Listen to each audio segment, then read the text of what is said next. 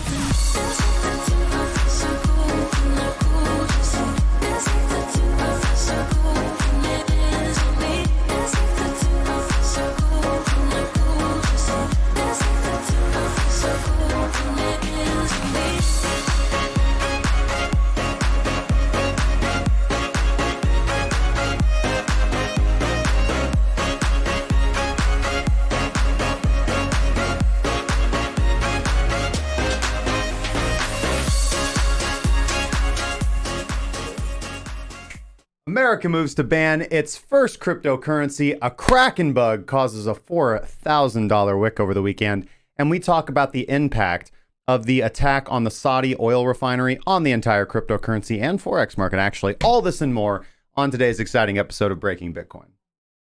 Let's get going.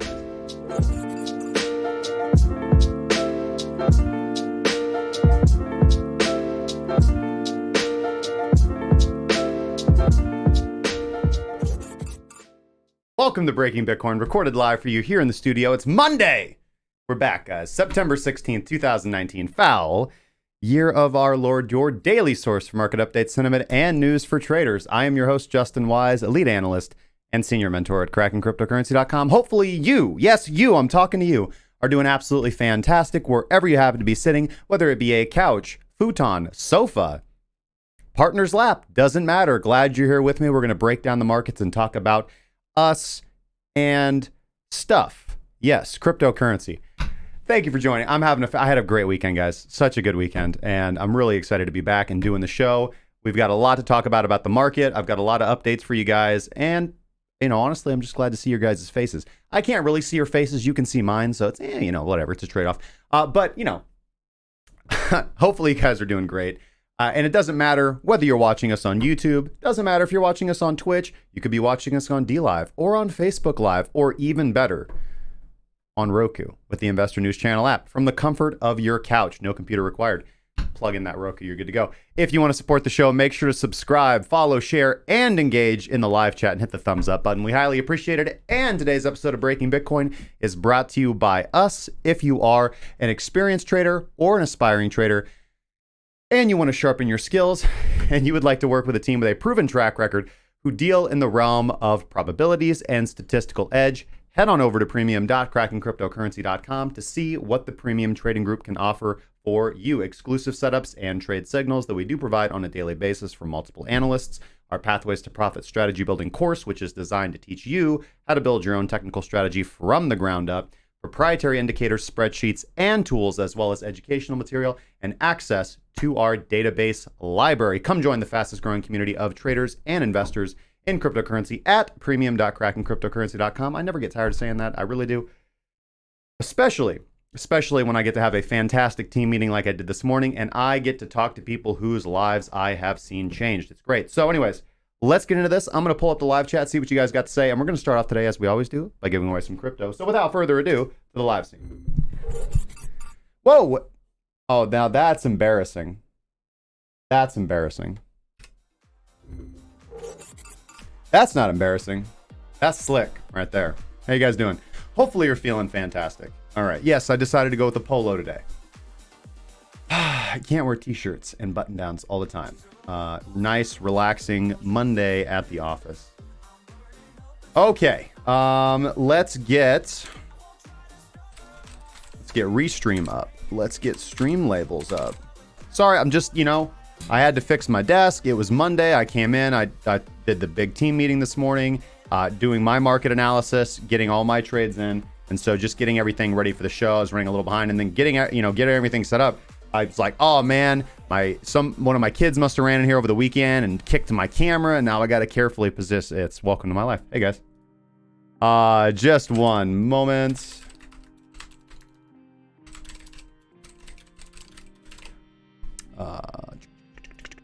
Great. Now I gotta.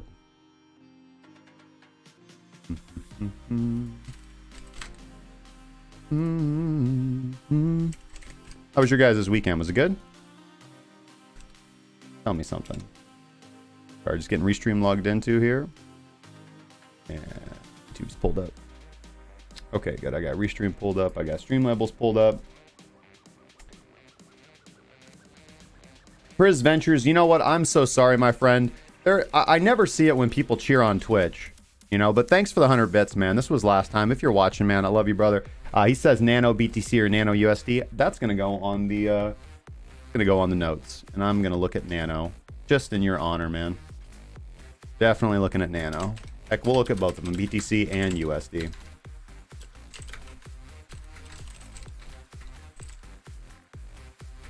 All right, let's give away some crypto, guys. Load some comments.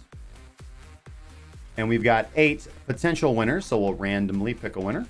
And it was... Oh, no, man. He met Peter Jackson, dude. He was like the worst director ever, man. Oh, that's so depressing, man. That's a fake comment. Kyle Rutgers says, why is Justin so honest and takes people's shit? This dude is unreal. Fucking loves this guy. Keep giving that interesting insights for indicators for the lower time frames. Peace. Thank you so much, man. Kyle, I appreciate that. The reality is this, man. Why am I so honest and why do I take people's shit? Lots and lots of cannabis. So with a certain... No, I'm just kidding. I don't use substances. But no, it is... I think that the best way to describe that's an interesting question, is I wouldn't describe it so much as taking people's shit. Here's the reality, man. We're all on this journey together. We're all just trying to live our own best lives. And I really want to thank Scott for helping me grow as a human being to realize that and focus again more on results than on being right and ego gratification. So once you realize the struggle and the journey that you're on as a human being, and because it's not all just woo-woo shit, right? Because that was a little woo-woo. And you have to put in the work to be good at what you do and feel confident and comfortable. And I have. I'm a very successful trader.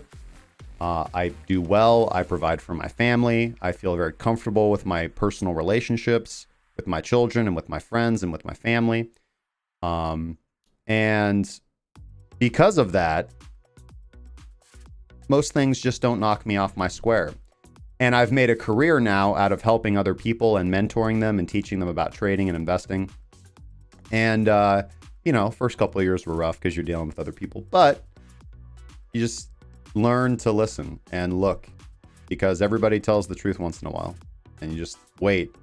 90% of what people say is not true. Then 10%, they say something really true, and you latch onto that and you're like, oh, okay, cool. Now I see where you're coming from and I can solve your problem. But if you're not listening, you're never going to hear that. All right. Yeah. Ferguson says, yeah, when you have kids, man, you become immune to that. You ever change the diaper at 3 o'clock in the morning while having to have your kids up at 8? You got to be up at 4. I mean, it's, yeah. Oh, and Scott, man, Streamlabs is going crazy again, dude. Recent clip by comma. Yeah. Ricky says, clarity and consistency equals confidence. Absolutely, my good friend. Eli, been watching you for over a year. You're still the best YouTube streamer for trade. All right, guys, that's enough. This is breaking Bitcoin, not let's talk about how nice we like Justin. Otherwise, you're going to bring the trolls out and they're going to be like, we freaking hate this guy. You remember that time Justin's like, I'm going to go long, and he was totally wrong? Let's remind him. Comment section. No. Okay.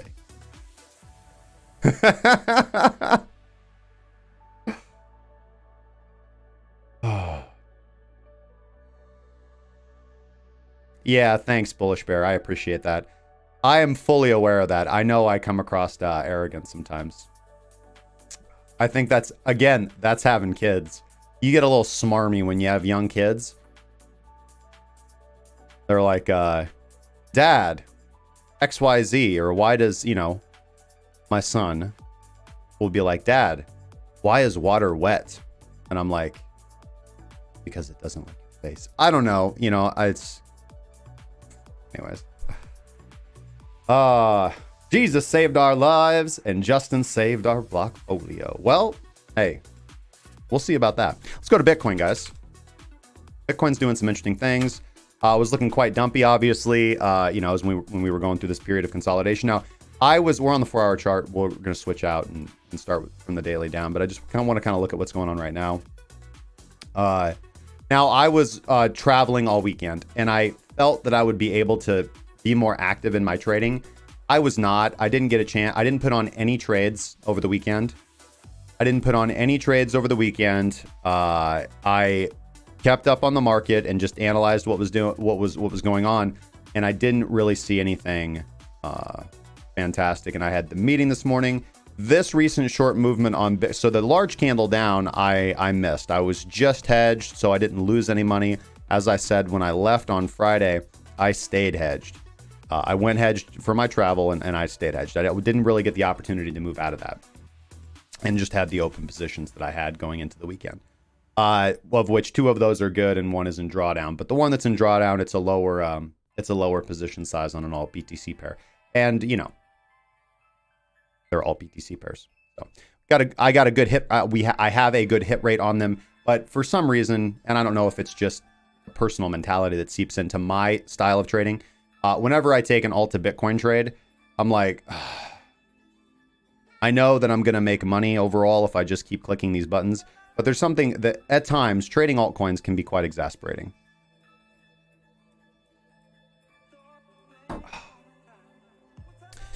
But, and that's alt to BTC pairs.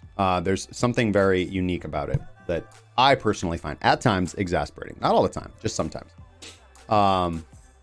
USD pairs, much more fluid, much more responsive, in my opinion. And again, that's subjective because I'm going to trade everything the way that I'm supposed to. Anyways, here we are on the 4-hour time frame. Let's just talk about a few things that we have going on. Now, actually, the 4-hour gave you the short signal at the 3 o'clock in the morning 4-hour candle close. This is the one that opened up at 7, and right now we're talking about the one that just opened up at 11. Now, unfortunately, though, the 3 o'clock in the morning was below the dead zone filter. So this is the first proper 4-hour short signal on BTC USD. But we're seeing something interesting. So actually, let me rephrase that. I am in position. I did take the momentum short. We're going to see how that plays out, but it's just the style that I trade. It's the right trade to take. It's irrelevant on whether this is the winner or the loser. And we'll talk about kind of where I see price going here in just a moment, just making sure we're all on the same page. But something that's very interesting is, and it doesn't mean anything yet, but I will talk about it, is that 4-hour momentum short, using a trend following system, dumped us down into the oversold level. The oversold level on Minx is irrelevant. I do not have a strategy that takes into account those levels. They're just there as a goalpost, as a frame of reference to understand where we are in the cycle. But time transformation, which is based off of Fisher Transform, which was one of my, actually not one of my first indicators. I've made lots and lots of indicators, but one of my favorite indicators that I made, and one of the best. It is signaling, we're on the Bitstamp chart, it is signaling a 4-hour reversal buy signal. And when we get those on alt to BTC pairs, that's really nothing special, because alt to BTC pairs are so depressed and have been so depressed that they're always oversold generally.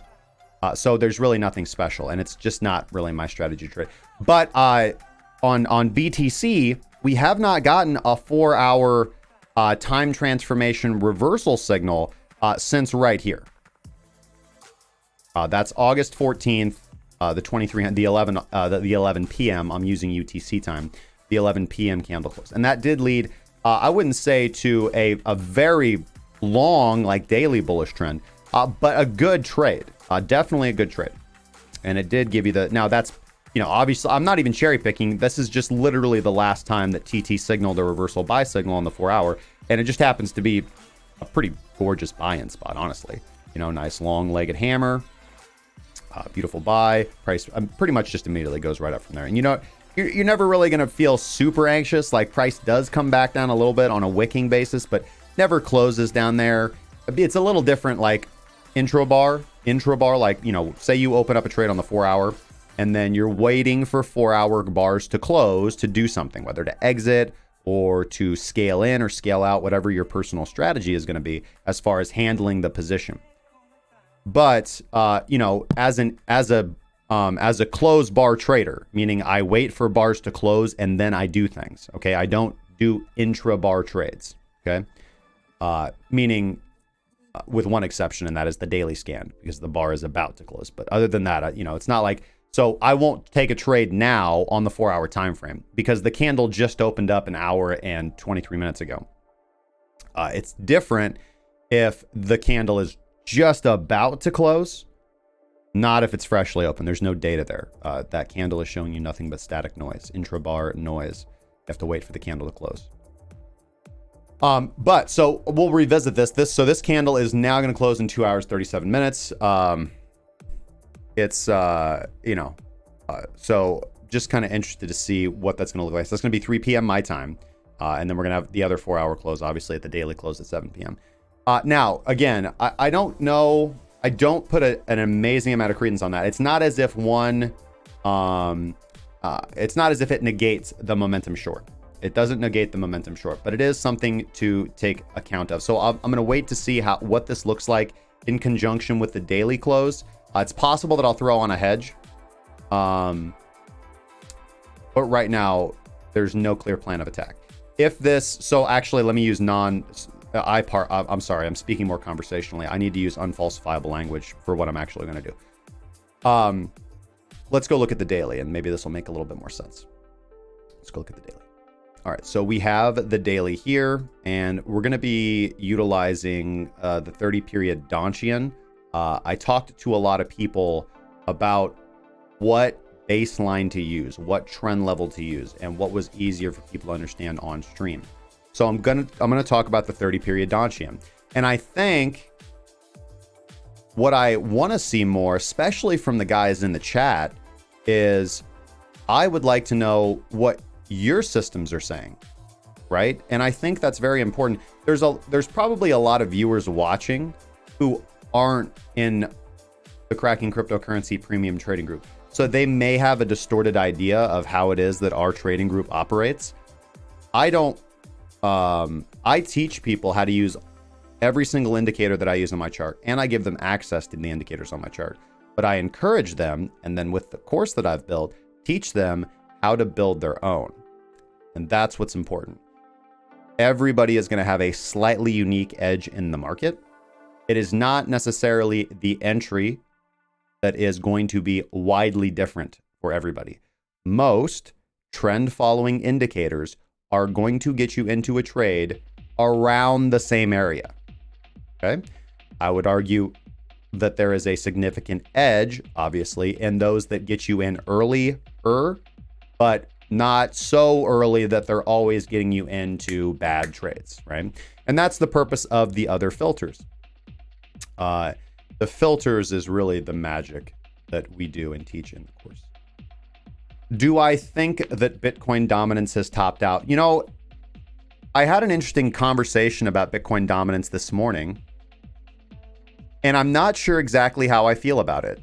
Some traders that I really respect and look at as peers, as in they're on my level of, and I know this because I know their profitability. That's really how I measure the value of a trader. Like, how profitable are you? Not in dollar terms, in statistical terms. I do not care if you have $1 million and you're returning 5%, or if you have $10 and you're returning 5%. Both traders are equally skilled if they're able to do that consistently. You're just talking about a difference. Dollar numbers don't matter. Dollar numbers matter when you're on the outside looking in and you're like, oh, I want to get rich real quick.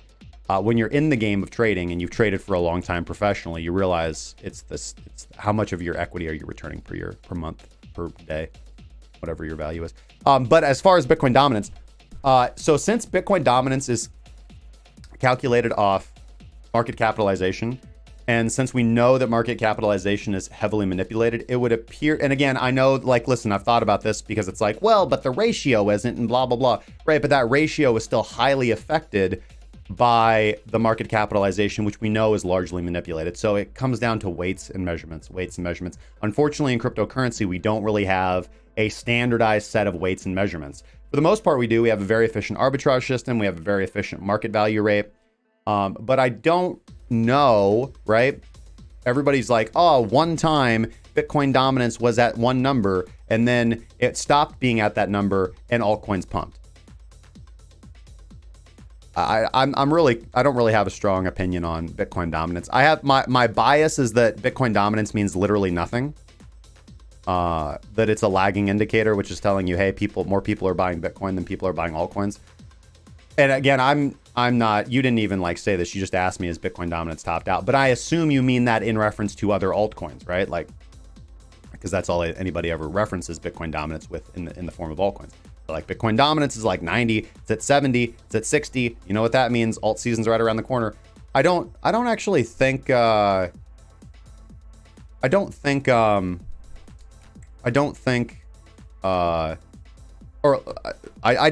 there actually is good data that you can get from Bitcoin dominance. I'm not sure though. Okay. I'm just being honest. I'm not sure. It could be that I'm wrong and it's a great leading indicator, but I don't think that it is. And I don't think there's enough data to back test it. Could be wrong. I could be wrong. But do I think it's topped out? I mean, I don't know. That would be, so in my opinion, the way I'm interpreting your question is, do I think that dominance will now flip and that we will now see, Bitcoin dominance drop and altcoin market capitalization raise ratio wise to Bitcoin? No, I don't. I really don't. Now, I have an open mind though, because like Ethereum, for example, it has trend flipped on the daily, not on the weekly, but it's trend flipped on the daily. So we're kind of at an interesting place where Bitcoin is looking pretty dumpy, and is on the verge. It hasn't yet. On the daily, Bitcoin hasn't trend flipped. We're right here on the 30 Donchian, and that's what I wanted to return to and talk about. And yes, Caprica, there is I would say, not a serious debate, because generally once you show people the statistics or just visually show them on the chart what a baseline can do, they're like, oh, because again, most people are going to push against that because they're like, I need to take more trades. No, you don't. You need to take better trades. You need to take high quality trades in a smaller ratio of low quality trades, right?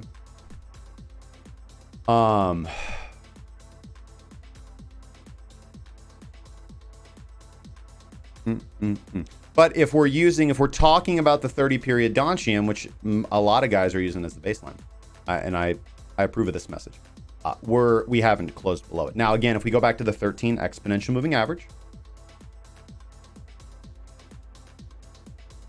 we go to the 13 exponential moving average, this will be the close below. Let's go look at, I want to make sure that I'm correct.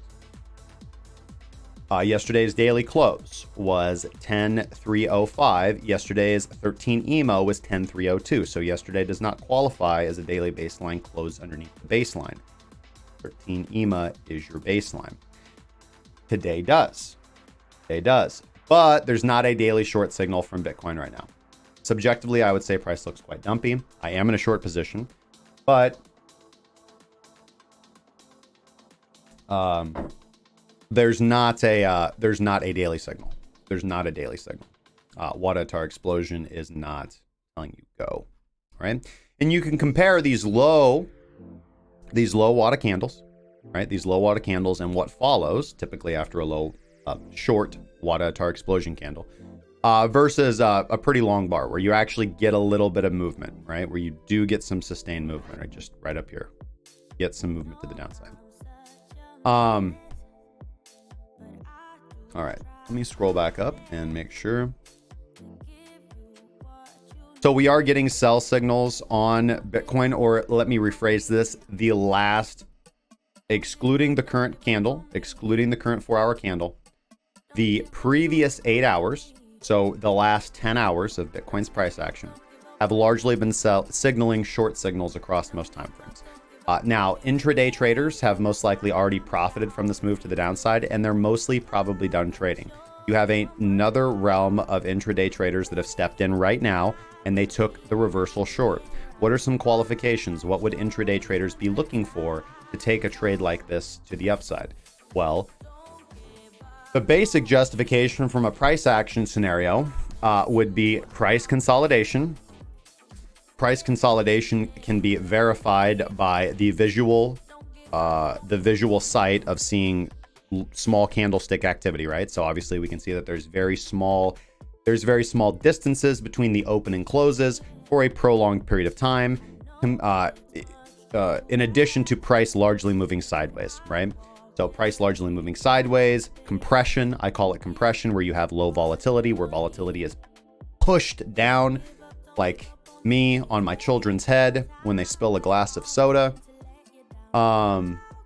And also in the form of price action is sweeping a low. So you've established a range, you have developed a swing low.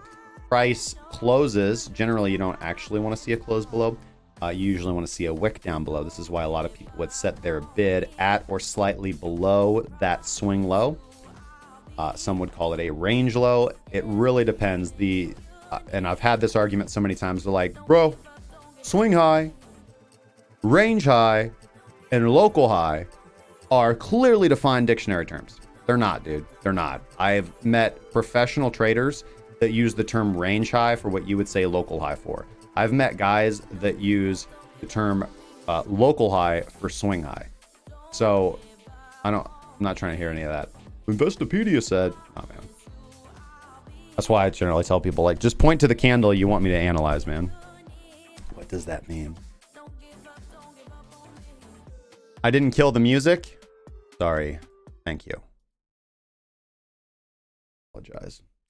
What's Victorian Violet? What do I think about Litecoin versus EOS? I'm leaning into EOS. Yes, I think that EOS, face value, EOS is, in my opinion, a better investment. Like, Litecoin's cool. I have nothing against Litecoin. But I do not see the legs, right? Because let's just be honest about this. Litecoin is great and it's fast and it's, you know, convenient and it's sexy and, you know, well, it's actually not sexy. It's like classic, and that's the most like big Litecoin. Like people I've asked, had the conversation with, like, hey man, like, do you think Litecoin is a very like a long-term investment? Like Litecoin's going to be something in like 50 years? They're like, yeah, man. I'm like, why? They're like, it's classic. Right. It's classic. And then moving forward, well, it's a testing ground for Bitcoin. All the innovation comes to Litecoin first. Okay, yeah. Uh-huh. And then? Well, it's classic.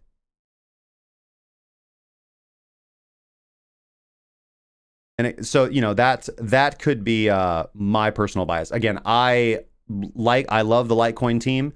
Fantastic developers, fantastic people. I got no problem with somebody, you know, holding on to some Litecoin. I'm just, if you asked me, you know, EOS is developing new cutting edge stuff, right? And it seems to me that Litecoin is more of, in reality, a testing ground for things that will eventually come to Bitcoin. So just buy Bitcoin. But again, I have no problem with Litecoin. That's just me, right? Litecoin dudes are cool as hell. I've met some awesome people that are really passionate about Litecoin. Crypto is cool, man.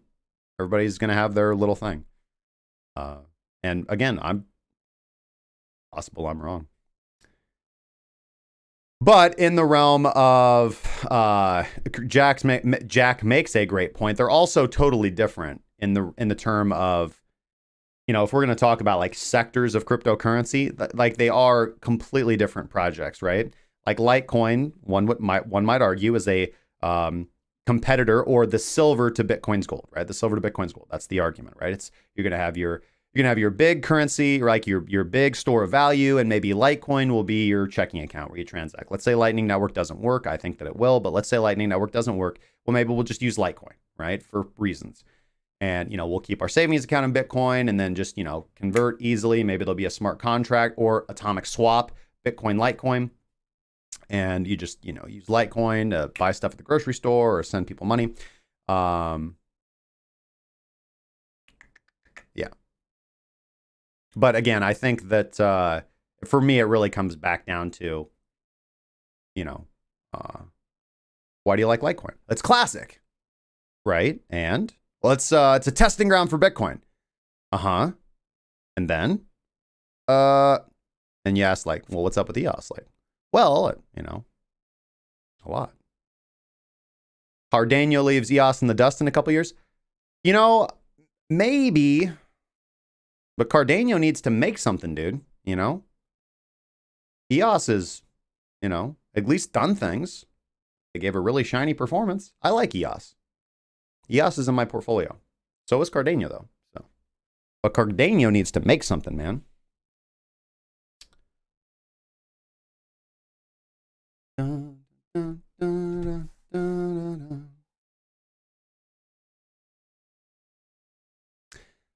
Do I know that the LTC dev is only 3 people? There are, I mean, yes, I understand what you're saying, but there are other and more people that are involved in the Litecoin community.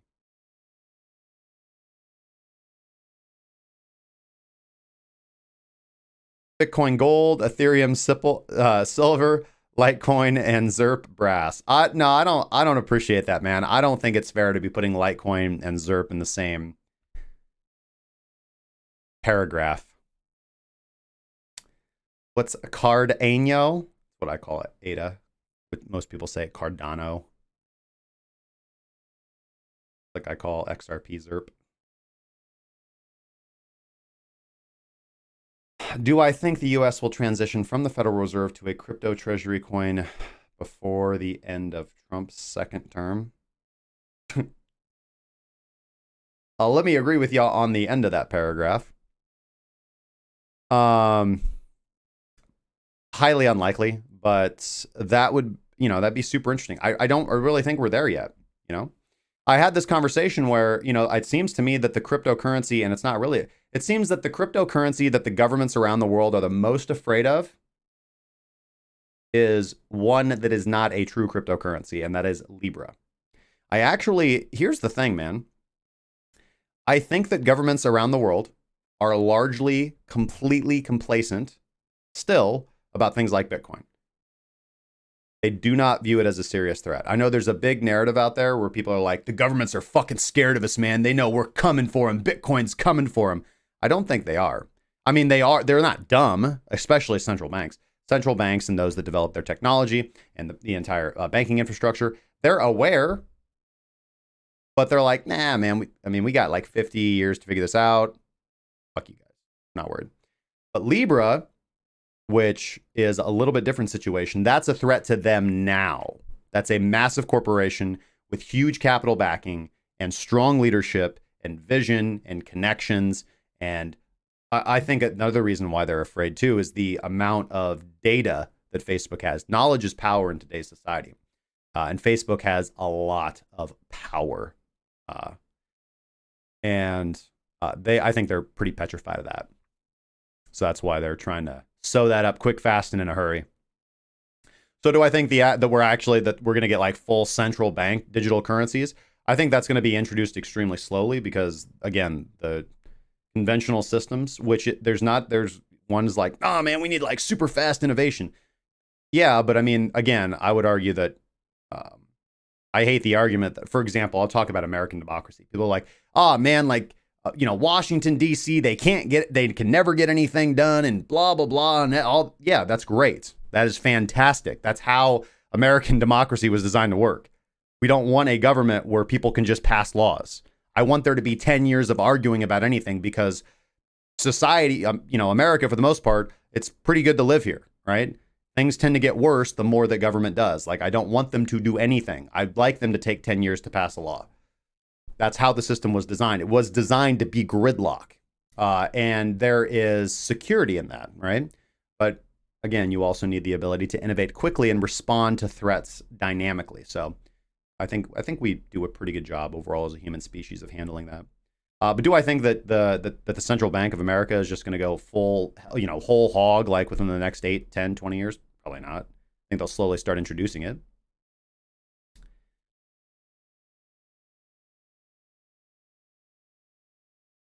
Justin, can I just do one thing? Open up the Binance chart of Waves BTC, set it to the 1 week, and see the flash crash of 1 sat to 5,000. If it went from 1 sat to 5381, that's kind of the opposite of a flash crash, but maybe we're just waves. Hello, baby. Yep. It's kind of funny. I look at stuff like this, right? It happened again over here. Not as dramatically, but pretty significantly over on the 25th of June.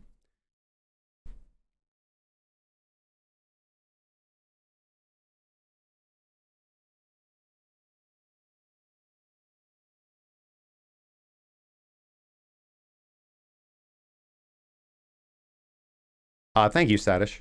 Or Satish. I'm sorry if I mispronounced that. Yeah, Libra is a threat. Right. Well, it's not really that. The reason they're not so petrified of Bitcoin, in my opinion, is because Bitcoin is decentralized. And they think, perhaps rightly so, that, yeah, I mean, you guys make a lot of noise about like Bitcoin being government hard, but, with a few tanks and a couple of Blackhawks and, maybe some special forces troops, pretty sure we could take you guys down, right? If it came to that, right?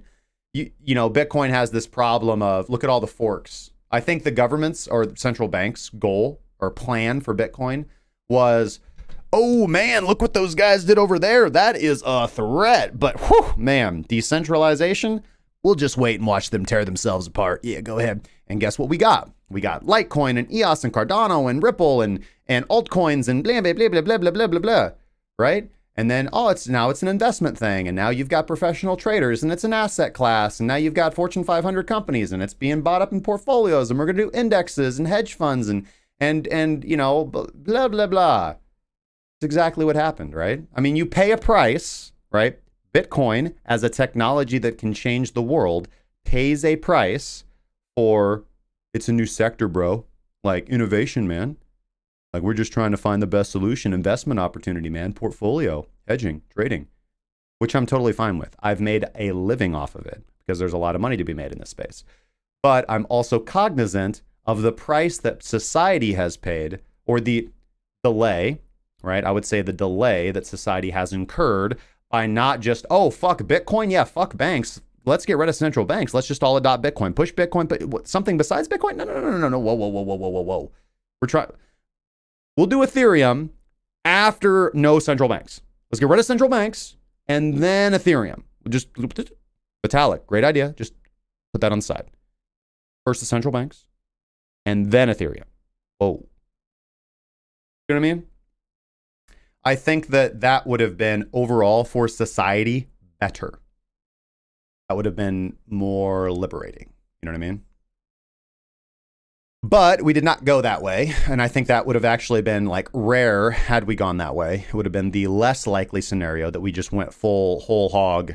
What's best for society? Of course we went. And that's, again, that's just natural. You know, society, people act in their own self-interest and it's cool and that's fine. We'll get there, but you know.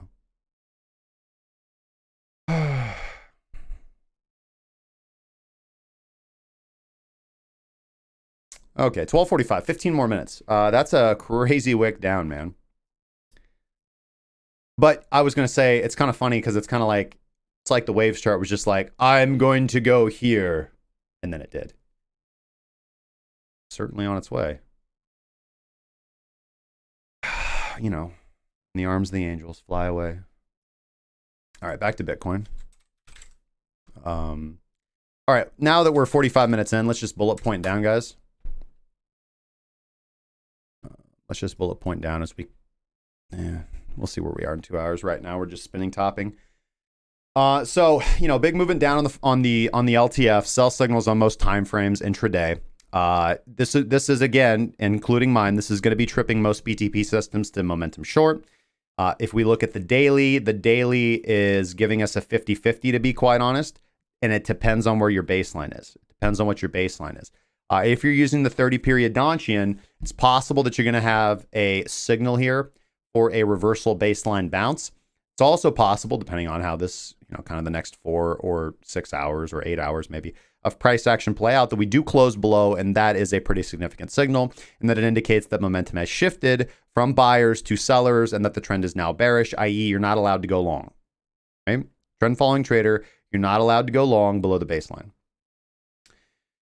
Now, again, I do want to point out it's impossible for me not to. I want to point out that potential 4-hour time transformation reversal. But again, we're only going to get that. We're only going to get that if price, this 4-hour candle closes back up more. As you can see, it just flipped on, right? It just flipped on. So it needs to close stronger. It can't close neutral. If it closes neutral, likely we won't even get a reversal buy signal. They only happen under specific situations. And another thing that I want to point out, and again, potentially I'm coming from the bias of having seen these reversal signals on altcoins, which they were not intended to do. Now, they do eventually call the bottom, but, and I know that several guys use them for their dollar cost averaging long-term bot strategies, but I digress.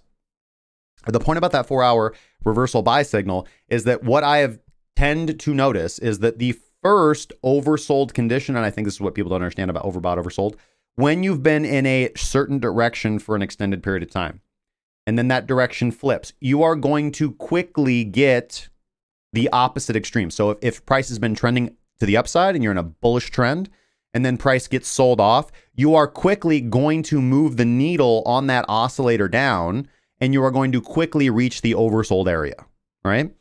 And most people are going to interpret that first dip into oversold as oversold. It's not.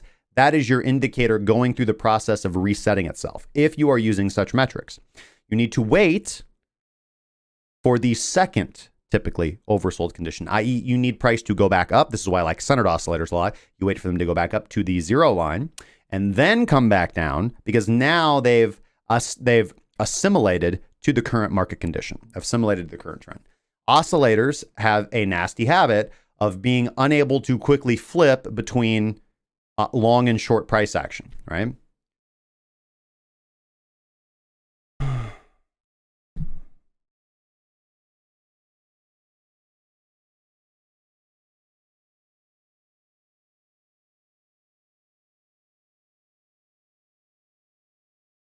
Yep. Heisenberg says, thank you for killing the music. It makes watching it 1.5x much easier. Thank you, man. I got my podcast on 2x myself. Now, let's talk about Ethereum. I'd like to talk about Ethereum for about 10 minutes, and then we'll take a break, and we'll come back. We'll have some more fun. A lot I want to talk about current event-wise.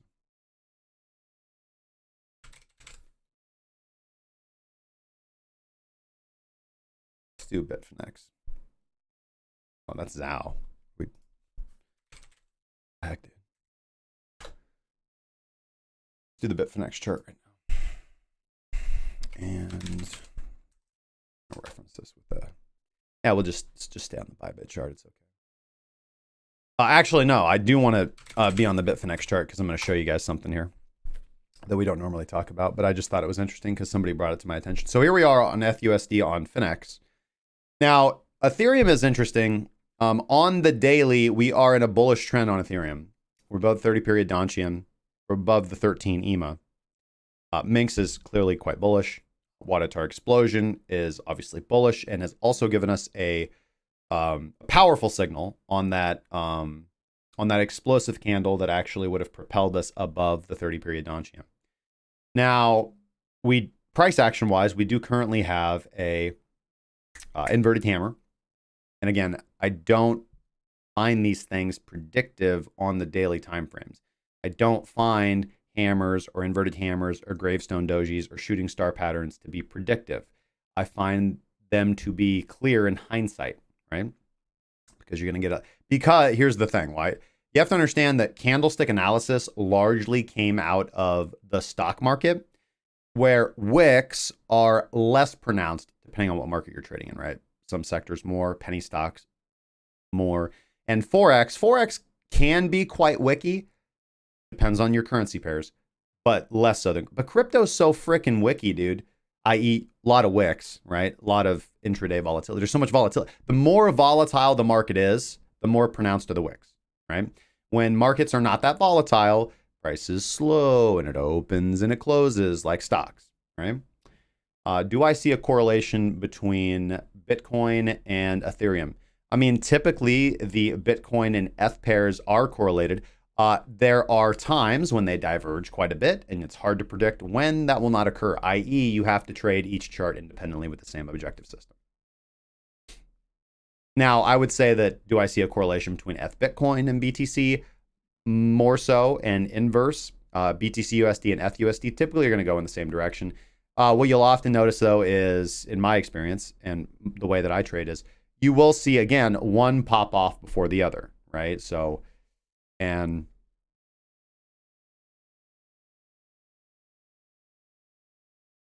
now let's talk about Ethereum, though. I want to finish with Ethereum. So Ethereum has trend flipped into a long. So it's a fairly interesting area where we're at. We're potentially going to see Bitcoin be bearish and Ethereum be bullish. Now, I would say, okay, just stay with me, because I know that my reputation is as a Bitcoin maximalist, which I'm not. I'm an altcoin minimalist. There is a difference, and people laugh when they hear that. I really mean that, right? I'm not, Bitcoin maximalism makes a lot of sense to me, but I don't really like the connotation that comes with it. And when people just use that term, it shuts down conversation, right? Now, I would say, though, that Ethereum has been a leading indicator for previous altcoin rallies. And with the halvening coming up, and with Bitcoin dominance potentially as high or as low as it may, or potentially, valid information or not, it's still, with the data that we have, we can obviously see that Bitcoin dominance is extremely high. And we know that in the past, extremely high levels for pronounced periods of time of Bitcoin dominance have led to altcoin rallies. And I don't think that that's off the table. I don't think that we will not see another altcoin rally, another alt season. We've been very tentative to call for it. A lot of people have, kind of burned their butt on already calling for it. Every time they see, a 3-day altcoin pump, they're like, it's alt season. No, just another pump and dump. And so I'm very, very tentative to say, and again, it doesn't really matter what I say. I'm like, oh, it's going to be alt season.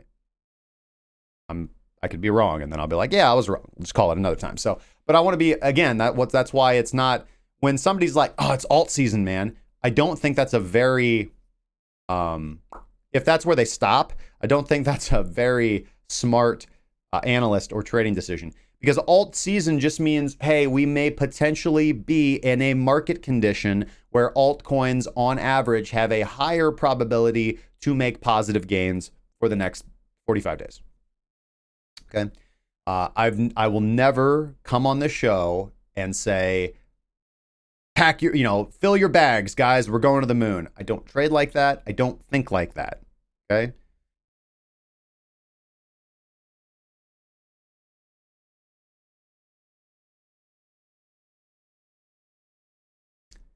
But having said that,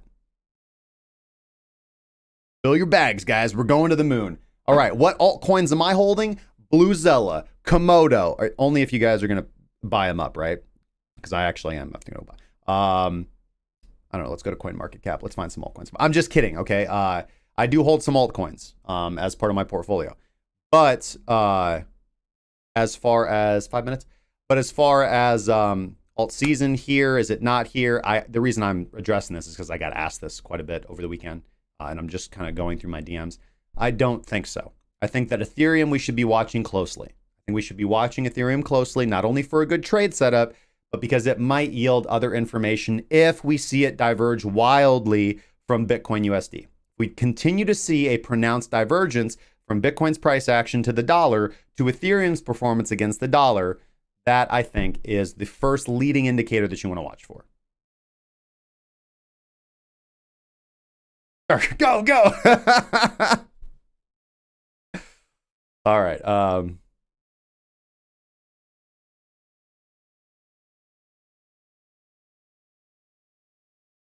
Dr. Brahms, I completely agree with you. Alts, you short altcoins pretty much all the time. Until the moment you don't, though, okay? Because it does come. It has come in the past. And here's, let me explain it. Let me just tell you guys where I'm coming from, right? Trading Bitcoin, trading a highly liquid asset can be challenging, right? Because most people do not have a trading strategy, i.e., you have to consider position sizing, and you have to consider consistency, and you actually have to you actually have to backtest your strategy, and you have to backtest your system, and you need to keep your journal, and you need to have a supportive community, and you need to generally find a mentor, and you generally need to find a group of guys or gals that you can communicate with and keep you motivated and talk about the same stuff with. I don't know if you guys have ever had a situation, because I have this all the time as a professional Bitcoin trader, where I travel and meet people and they're like, what do you do? And I'm like, yeah, I'm a professional trader. Oh, you trade? Like, what is that? I'm like, right. So I trade cryptocurrency and I educate people about cryptocurrency, and I run a professional trading group, and it's just 99 out of 100 people. So if I didn't have my group, if I didn't have my community, if I didn't have my team, if I didn't have the guys and gals that I trade with every day, I go a little crazy up here, because God knows I'm not going back to Reddit. That was like 5-10 years ago.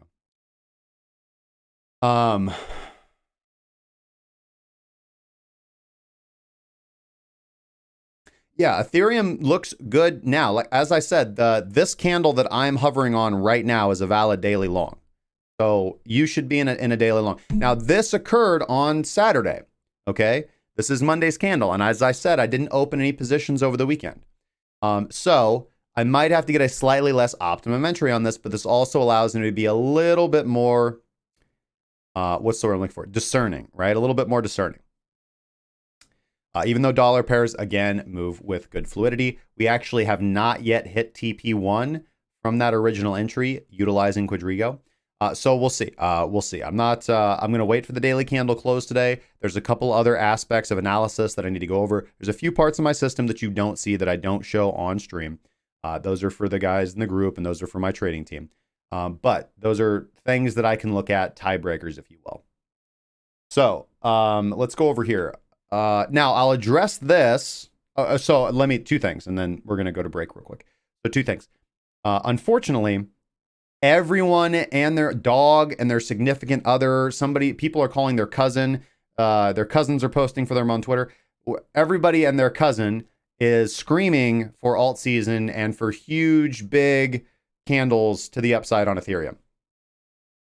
And That is possible.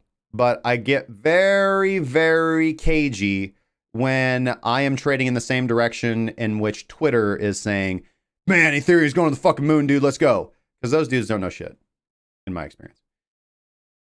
You know, the spot, the long spot is definitely open. If you're in a hedge on Ethereum and you want to start positioning into a long, I'm with you. Okay, that's most likely what I will begin doing tonight. Again, I have to consult my team and I'll just call them tiebreakers, consult or tiebreakers. But the spot long position's definitely valid. I am gonna be moving out of my hedge. And I'll potentially open a long tonight. I'm just keeping an eye on this right now. I need to wait for the daily candle close because this will be a daily position, and that's just how I move. That's how I have to act. I don't trade intra-bar, remember. Now, I'll address it here because it happened. It hasn't happened yet, but it's going to happen soon.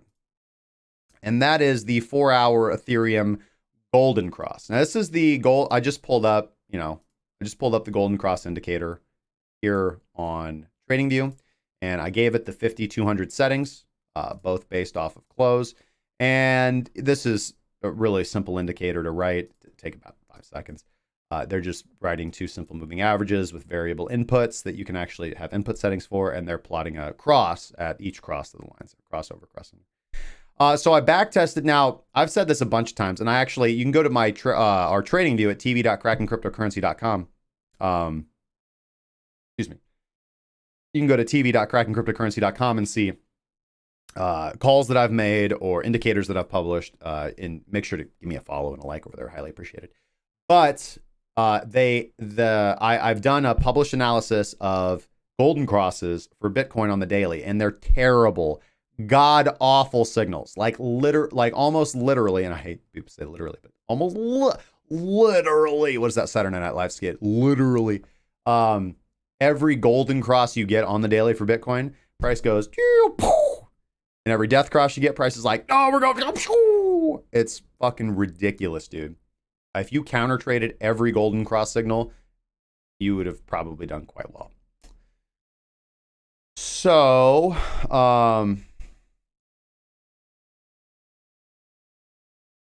Ferguson says, when my mom calls and asks about Bitcoin, I sell immediately. Dude, man. So the 4-hour though, Ethereum golden crosses, they're not bad. They're not bad. I just gave this a visual back test this morning when it was brought to my attention. And so we'll just start, man, super quick. It's already 1:02. Sorry, guys. You know what? Let's go ahead and go to break, and we'll come back. We'll finish this up, and then we'll get to the current events. All right, guys? Let's see. Before we go to break, guys, I utilize ByBit. I think it is currently right now, and this is subject to change, but currently this is where I do almost all of my leverage trading for Bitcoin. That's also where I would argue I make the majority of my profits from trading cryptocurrency. If you guys would like to check out ByBit, there is a link in the description. Helps the channel out, helps us make improvements. It's bybit.krakencryptocurrency.com, or you can go to bybit.com/a/cc if you would prefer to use ByBit subdomain. They do have there is a deal that you get from clicking that. It is, shoot, I'm sorry, guys. I think it's, they got the regular deal, right? You get up to $60 for free, for using that. But that one in particular, I believe if you deposit 0.1 BTC, they'll give you $100. And if you deposit 0.2, they'll give you 200. I'm pretty sure that's right. I might be wrong about the numbers, but I will double check that and I will get back to you guys. But,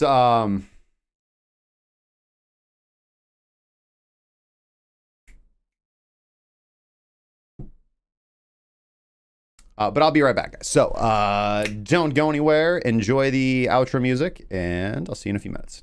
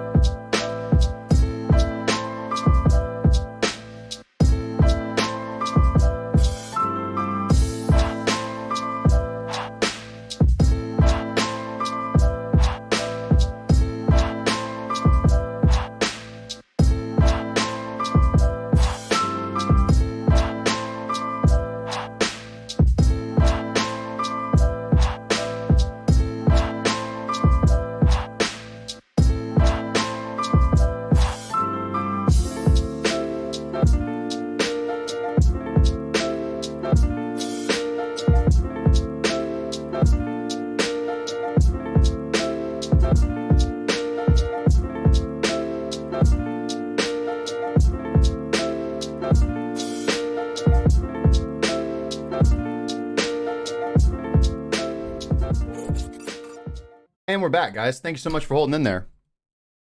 Okay. Ooh.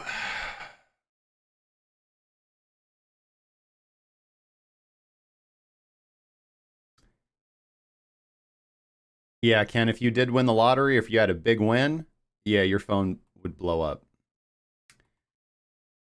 Very similar, man. It's regular human psychology. Even Jacob, by the way, man, sorry. Thank you so much for the sub on YouTube, my friend. Sorry I missed that. I also want to make sure I pull up the old Twitch-a-Rooney here. The old Twitch-a-Rooney, make sure I don't miss anything over there.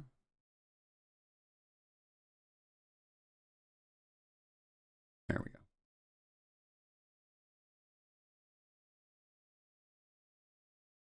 Okay, so let's talk about this real quick, and then we'll go talk about current events. So as far as we were talking about 4-hour golden crosses on Ethereum. Now, we have one that seems to be coming up here fairly shortly. I know a lot of people are going to be utilizing that as a buying opportunity, for example. And if we do go back and look at the golden crosses in Ethereum's history, I would say that they're not the best signals, but they do tend to generate decent entry initiation levels. So right here, you would have gotten the 4-hour golden cross to the downside, or death cross, excuse me, as it would be more properly related. And you would be able to, from your entry, you would have a profit opportunity of 21.27%. I assume that generally, let's actually just look at mine. My exit indicator would have fired right here. So here's an entry here. Actually, would have gotten 8% there. And looking for a re-entry here on this candle. And would have pulled another 8. So I got about 16. I would have got about 16, 17% from 2 trades on that movement. Let's see here. The other 4-hour golden cross comes in right here. And although it looks good zoomed out, looks quite good zoomed out from here to here, right? Most of the movements are not that sustained and pronounced. So let's look here, though. You do get a pretty good 4-hour entry here. You never go, if you're using one of these as your baseline, say you're using the 50 MA as your baseline in this example, which seems to make sense. You would not close below there. You would most likely stay in this trade. Unfortunately, because you're in sideways chop, depending on your exit indicator, this does fire a whole lot. But we do get re-entry opportunities here, for example. This is where we get in, and we don't get out for a while. We do get a sell signal here, so that would have generated a nice profit. Combining this with the way that I trade. A little bit of chop right here. Doesn't seem like there's any losing trades. Or if there are, they're very small losses. And then probably a re-entry here. At least maybe you catch the tail end of that. You've got a danger here because you do dump way down. Possible to give all that profit right back or have a losing trade. And then there's a whole lot of sideways chop, man. So you got to have a system that accounts for that. You do get a golden cross right here, and that is a losing trade. There's no way around that. That's a losing trade. Now you get the buy here, goes up just a little bit, and then right back down. Here's a crisscross. So you get a golden cross, basically flat. You have a lot of compression here. Golden cross, you go long, you immediately get out of it, and this lets you catch this movement to the downside. Just tons of profit opportunity here. Re-entry opportunities. Here, any trending indicator is going to get you in on one of these 2 candles almost, and probably on these 2 candles, and here as well. You can see on Minx, it actually gets us in right here on this candle. So a lot of trades to catch here. A lot of trades to catch there. And also here, again, the devil's in the details. So let's go see how the trade actually would have worked out. All right, so you get a sell signal right here, and price immediately moves against you. I actually think that most likely is going to trip a stop loss with this low volatility. So the first trade's probably a loser, and then you're just relying on your regular system to get you in for this trade. So I don't think that's a fantastic signal. Decent long signal here. You catch this movement. Decent long signal there. Let's zoom in on this one. Here's one here. That's pretty decent. So I say all that to say this, right? You can look at these golden crosses, and then you can actually see where your regular trend following indicator would have got you in earlier and more reliably and let you actually manage the trade. So I don't have a problem with these from what I see, and I'd want to extensively backtest it more. And obviously, I don't utilize the 4-hour golden crosses in my system, but I just figured I'd talk about it. They don't seem bad. They give you good general direction. But again, a well thought out strategy and indicator suite, which is what we teach people to make in the group, it's what I utilize in my personal trading, is going to get you in more consistently, more reliably. So in the absence of anything else, 4-hour golden crosses don't seem like a bad idea, but they're definitely not the best entries for trades. And we'll see. We'll see if we do end up getting that 4-hour golden cross, because it does seem that overall it does help herald a little bit of future direction and momentum. They're not always right. But they seem on face value to be more right than they're wrong.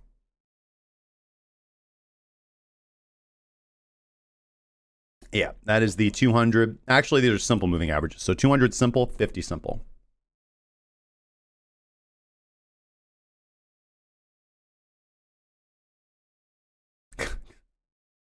Ken.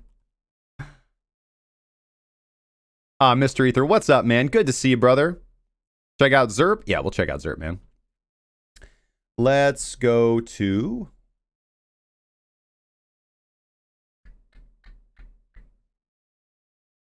Is it here? No. Open trades. Here we go. Put ZERP down here, man. I will look at ZERP for you, brother.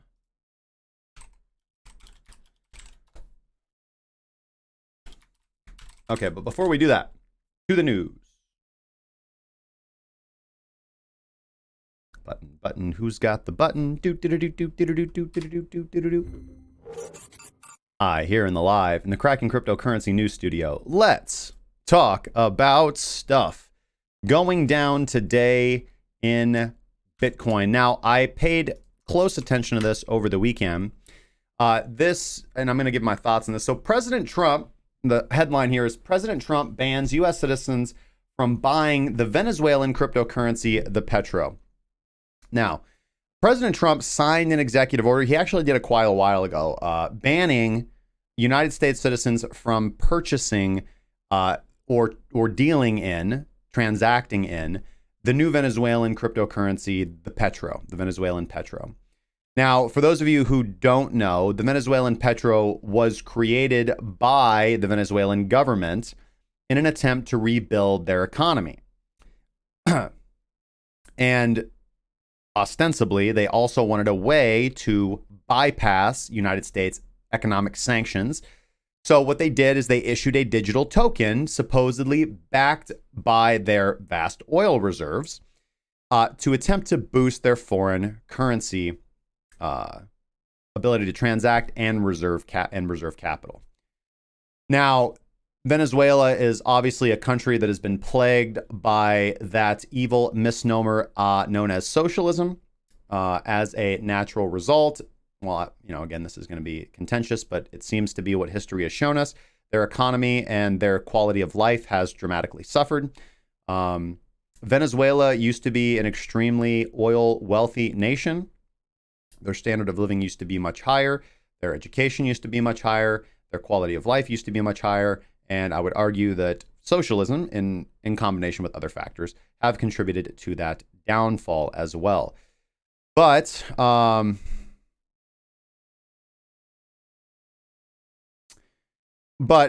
concern for us, so we could talk about that for a long time, but the concern here is, to our space, is that this sort of intervention against the cryptocurrency, keep in mind, America has not banned any cryptocurrencies. So this would be the first ban, the first cryptocurrency ban.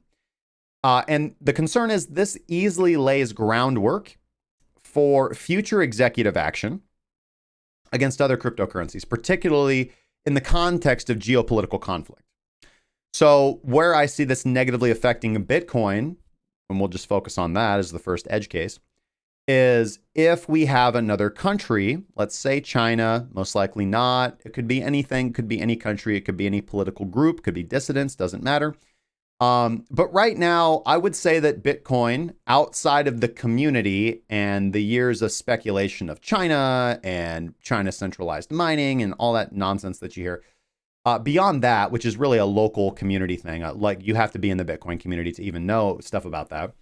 There's not really a country or a nation that's put Bitcoin on its face. You know, Bitcoin is currently understood as a non-nation specific, government hard, decentralized currency for citizens to use to transact, to bypass all national regulation. And that's good because currency should be free flowing and it should be determined by the market.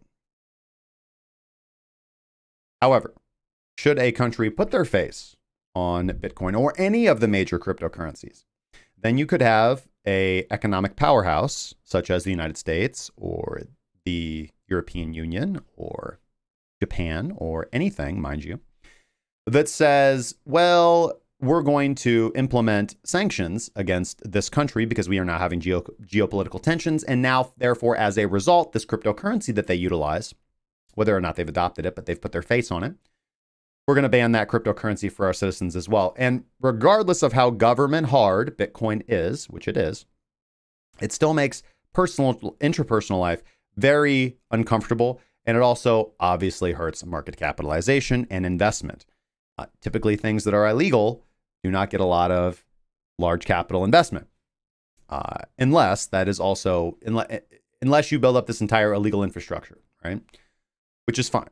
Obviously, the drug trade gets a lot of capital and a lot of transactional finance. So the problem here is, as these bad actors, such as in this case Venezuela, or again from the United States perspective, China currently, as these bad actors on the global stage are further isolated by calling them out by name, particularly in the realm of international finance, what choice will countries like America, what choice will these bad actor nations or nation states, such as Venezuela, have economically besides embracing technology which helps to circumvent these sanctions and these capital controls? One would argue that it's a right. It's a right of self-defense for sovereign states to access the global decentralized financial markets that technologies like Bitcoin is ushering in. But that is also probably the main reason why we will see and are already seeing this fear against Libra, and Libra is just a corporate coin. So again, what happens when we see bad actor nation states? What do you think would be the news headlines if North Korea were to come out with its own central bank digital currency? It's going to be a different headline than if the European Central Bank, the ECB, comes out with its centralized digital currency, right? It's a different story. It's a different headline. It's a completely different framing if the United States Federal Reserve says, we're going to get rid of notes and we're going to deal in USC now, US coin. No more US dollars. We're transitioning over to new digital currency. It's centralized. It's issued by the central bank. We're going to do it just like China did. The central bank is going to issue it to commercial banks. Commercial banks are going to be responsible for issuing it to users. It's a different headline. A different headline when you get nations like Venezuela issuing the petro. Then you get economic sanctions. You get laws restricting United States citizens from buying or investing in petro. Okay? So we need to think very hard about what is the right thing to do. I think it comes down to that, right? Does the United States have a valid interest in... Now, again, I'm not saying what's right or wrong from an anarcho-capitalistic standpoint. I'm just saying what makes sense. Is the United States justified in stopping United States citizens from investing in the petro when it has an interest as a nation state in enforcing the sanctions on Venezuela or enforcing the capital controls that are attempted to be placed on them by the international monetary community? I don't know the answer to that. I know the answer for myself, which is I don't like government doing anything, and I don't like these global capital controls. But the the reality of the global stage is that there are countries that are moving towards your personal nation's best financial interest, i.e., generally, one would assume the best interests of its citizens, and those interests are not always aligned. And so what control, what tools does one have besides warfare, which is bloodshed and murder and death? So what tools does one have, except for economic options, to bludgeon a country into submission and capitulation? Go in there and drop bombs, or we can implicit sanctions. You tell me which is worse. I don't know. I don't like it, and I'm not agreeing with it. I just think, really, my point, honestly, my entire point, is I'm worried that this is laying the groundwork. I'm worried that this is the initial groundwork from which they will branch off in the future and attempt to ban whatever they feel threatens them. And we need to be cognizant of that. We need to be cognizant of that. And I think the next currency that we're going to see the biggest battle over, as I've said and been very consistent on for a while, is the corporate coins, a la Libra, and whatever other kind of corporate coins attempt to come out to challenge your central bank's financial hegemony, more so than Bitcoin. I'm a little bit more concerned for, and I don't know why I'm concerned because I don't think it's a good idea anyways, but I think we're going to see the gun leveled at Libra, because Libra is a real threat to the government right now. They do not view Bitcoin as a real threat now. They don't. No, I will not believe that. I do not buy that narrative. I don't think that central bankers are running around saying, we got to stop this Bitcoin because it's going to take us over tomorrow. It's not, they don't think that. They don't. They're like, Bitcoin is a threat in 20 years. We got this. But Libra is the threat right now. So I think we're going to see the gun leveled at Libra first. And I would like to see that. I would prefer to see Libra, which I think we're going to see a successful corporate coin. I don't know if it's going to be Libra, but it's going to be something like Libra. We're going to see something like Libra, and you almost need something like Libra, I would argue, because it's not it's not decentralized. It's not good overall because it does not solve the fundamental problem of centralized control of the monetary system. It does not solve the inflation problem. Does not solve the does not solve the government hard store of value problem. Those are the problems we're trying to solve. Those are the problems that Bitcoin solves. Okay.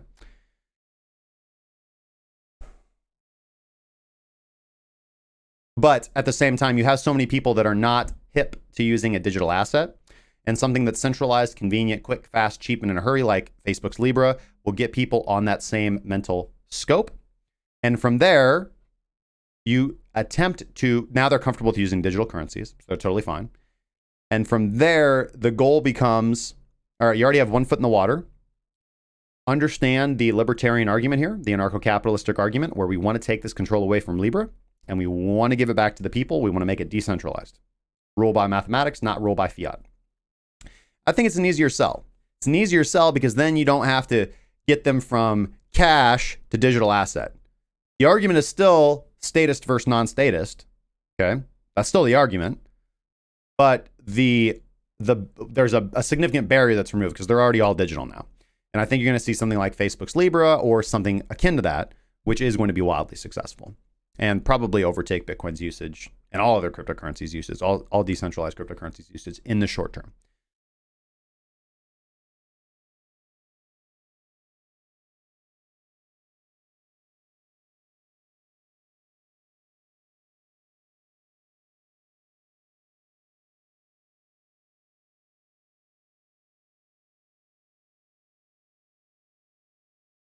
Thank you, Ken. I highly appreciate that. Thank you. Man, I got my exposure really high on this camera setting. I look white as heck. I am white as heck, but I mean, not that white. I look like a ghost. God. Justin, will I buy from the black market if Trump bans flavored e-cigs? So as far as I'm aware, from the proposals that I've read, they're not going to ban the use of e-liquid. Okay?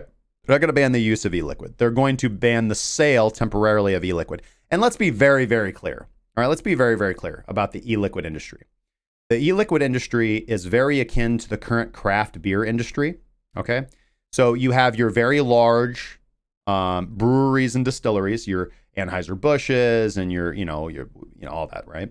And they pay millions of dollars to lobby the federal government and get all the, because of that, they get good legislation and they get, good rights, and they pay a lot for advertising and this and that, right? And then you have your craft brew industry, your microbrewery industry, which really wasn't really a super huge thing, right? It's been a thing. It's always been a thing, but it became really cliche popular, I would say, like a decade ago, right? And, the same with like I call them the new yuppies, right? You got the dudes, and dudes wear vests now, and they have mustaches, and, like they wear nice shoes, and that's a cool thing to do, right? It was always a cool thing to do. Not that particular look. You guys know what I'm talking about. The Mumford & Sons look. Again, I have nothing wrong with it, right? Some of my best friends dress like Mumford & Sons. And, that was always it was always a subculture that was there, but that look and that, thing became very popular, right? It used to be normal for like young 20, young 30 guys to go like, yeah, man, let me get that pseudo sue, ultra high IPA or, whatever the heck. Craft beer is really, really popular now, right? It's considered classy, right? And being classy is good, right? But, just ordering your Bud Lights, your Miller Lights, your Busch Lights, that's not really cool anymore, or like socially norm. That's fine, right? Like that's like old guy or, like sports fan type stuff, right? So because of this, the craft brew industry, I think, is a little different, but the craft brew industry didn't start off super, super popular. I didn't think they have good, regulation legislation. They're starting to lobby a little bit more now. But again, the craft brew industry is more local, right? Smaller businesses, smaller breweries, smaller distilleries, all this. And we've seen an explosion in the market of small craft, of small breweries and small microbreweries and small distilleries and, family batches. And it's a massive, massive booming industry, the craft beer industry, right? That wasn't here, 20 years ago to the degree that it is now. E-liquid is that same thing. E-liquid started off as small businesses, small operations, for everything from manufacturing the hardware to the batteries, to the cases, to the RDAs, your RTAs, and same with the e-liquids, right? And over the last 5 years, the government has cracked down a little bit. I would say that local state governments have cracked down a little bit, but with pressure, I believe, from the federal government, because they move slow. Remember, government moves slow, especially in America. Crack down on that to require a little bit more cleaner facilities, and you have to be licensed to make e-liquid now, and where you didn't used to, and you have to get this permit, and your building has to meet this code, and all this shit that has been pushed down the pipeline and is now law. And the reason why is because the e-liquid market is not cornered by several large corporations that will just pony up millions of dollars to the federal government and lobby. Unlike the large, I'm going to say Pilsner, because that's pretty much what all the big American beers are. Unlike the American beer industry, your traditional beer industries, your Budweisers, your Bushes, your blah blah blah, all that stuff, which is owned by the same company, Anheuser-Busch. But I digress. So I think that what we're seeing with the e-liquid ban, to be 100% honest with you, I'm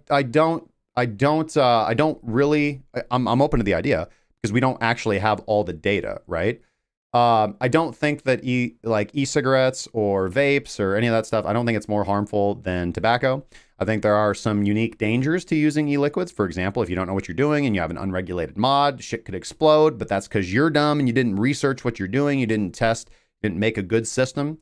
I've heard that, glycerin can get in people's lungs, but as somebody who vapes, I would argue that that's because you don't know what the fuck you're doing, because that's if you're inhaling juice into your lungs.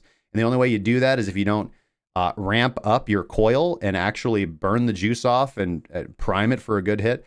These things are, unique and interesting, but regardless, it's a people problem. And again, people should be free to do whatever the fuck they want, right? Vaping doesn't hurt anybody else, and the government is wrong and short-sighted in attempting to ban it. The government doesn't care that people are dying. I'm sorry to say that. They don't care. The only reason that they would be interested in banning e-cigarettes is because the e-cigarette industry is not paying up extortion costs to the federal government. And they will, right? Here's what's going to happen. All these small e-liquid companies are going to get bought up, because this is the same thing as a stock market crash, right?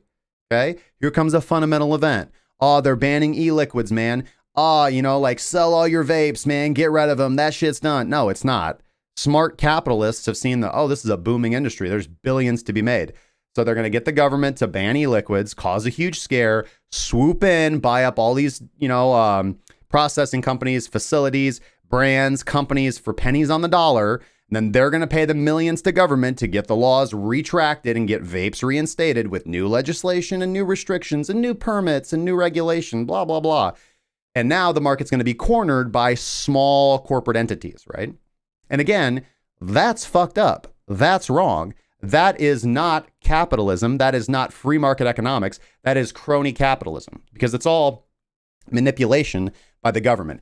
And if there wasn't the ability for,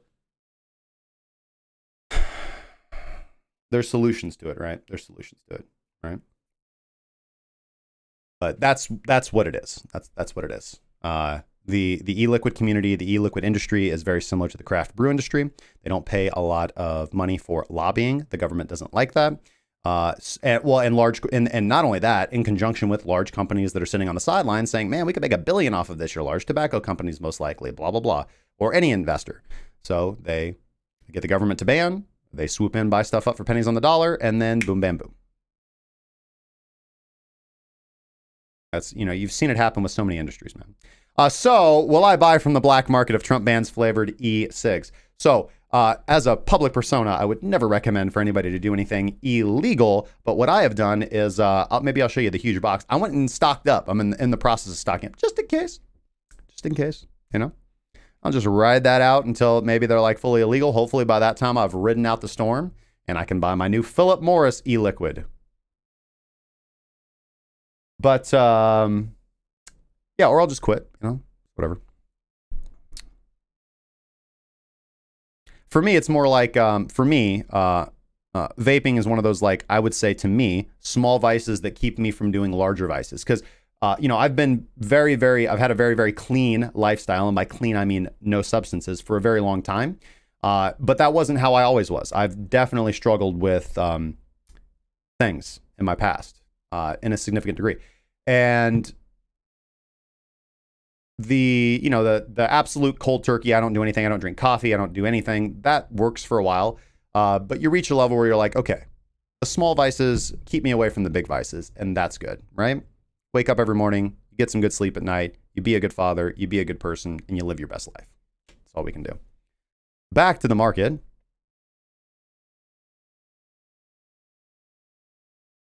A lot of stuff, a lot of chat. I gotta scroll through here, man.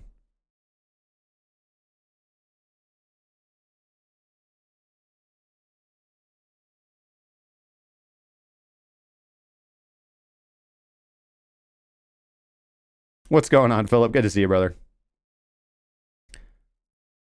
IPA, brah. Happy.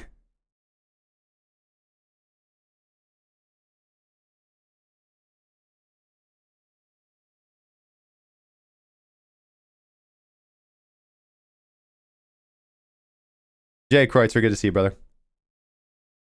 Man, such good comments on here, man.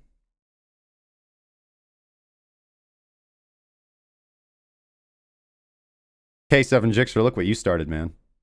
Just need an ultrasonic bath. I'm set. All right. There's no coffee in there. False advertising. Okay, so I'm going to show you guys a chart. And I'm going to ask you what you think. But first, we'll go look at the chart. Let's go look at BTC USD. Actually, sorry, it's going to be XBT USD. Oh, come on, God. On Kraken. And we'll go ahead and take that golden cross off. We are on the 4-hour time frame. Do you guys notice anything? Oh my God, look at that. So, we'll just hover over this candle right here. Let's just get right down in on this bad boy. Yeah, look at that. High on this daily candle, 12,000, low of 8,000. Not 12,001, not 11,998, a high of 12,000. Low, 8,000. Not 7,999, not 8,001, 8,000, rounded down to the 8th decimal point. Now, that seems very odd. Seems very, very odd. And I noticed this over the weekend, but it was a test bug from the Kraken exchange. It allowed some traders to make an easy 20% profit. Now, this did occur, let's see here. So according to Kraken's Twitter, the exchange was testing an as of yet unreleased advanced order system when it encountered a bug. The software hiccup led to a system error where orders were priced against the wrong side of the book. Certain clients were able then to purchase Bitcoin at $8,000 a coin, while others were able to sell at $12,000 despite the market price of BTC hovering around $10,300 at the time of the mishap. Now, here's the thing, man. We just got to say this, dude.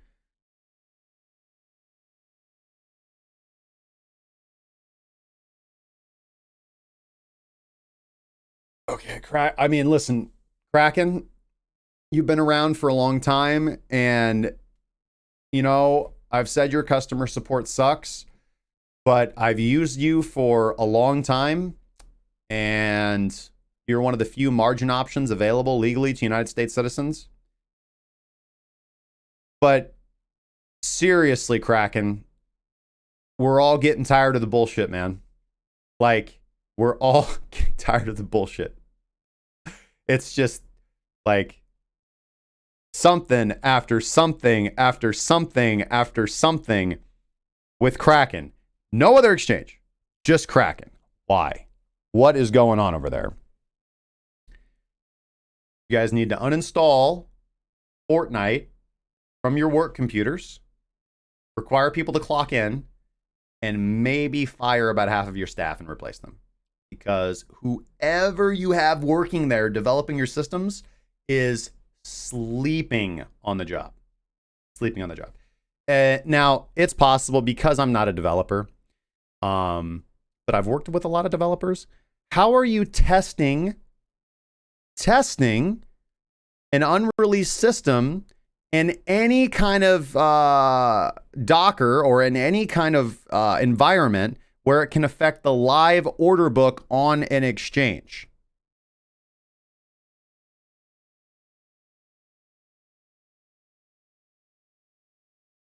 Dare I say it, we need to get cracking.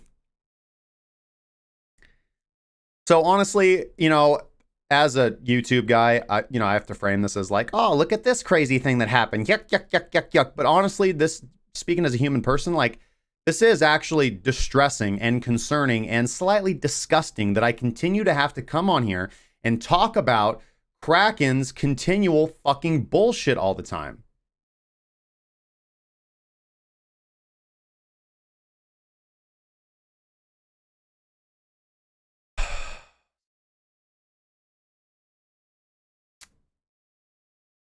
I digress. And that's all I have to say about that. Now, the pressing news of the day.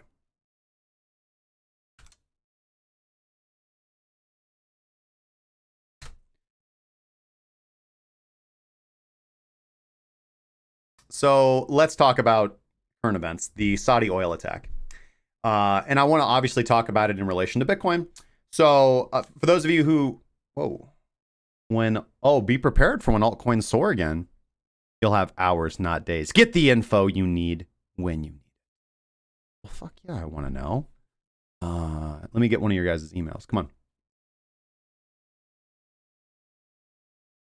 Nobody? Okay, cool. They'll never send a spam or sell our information. All right.